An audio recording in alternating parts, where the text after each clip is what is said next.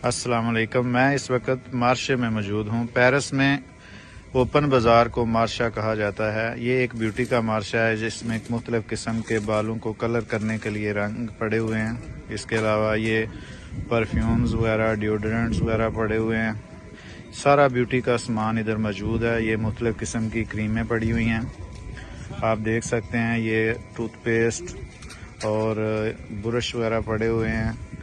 इस तरह ये साबुन और शैम्पू वगैरह पड़े हुए हैं। इस तरह सारा सामान इधर मिक्स पड़ा हुआ है इनके पास। ब्यूटी का सारा सामान ब्यूटी का सामान है। और ये सारा जो मार्शा है इसको ब्यूटी का मार्शा कहते हैं। ये सारा बाथरूम का सामान है। ये वाशरूम के मुतल्लिक़ चीज़ें पड़ी हुई हैं।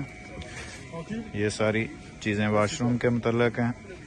और ये मेकअप का सामान है। ये परफ्यूम्स पड़े हुए हैं। ये नेल पॉलिश, सुर्खी, ये सारी वैरायटी पड़ी हुई है।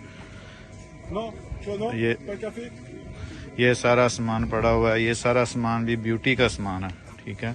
इस तरह इधर आके आपको हर किस्म का ब्यूटी के मतलब जो सामान है वो मिल सकता है। और ये जो मार्शा है ये चौधरी अब्दुल गफूर साहब का मार्शा है, वो इस वक्त मौजूद हैं इधर।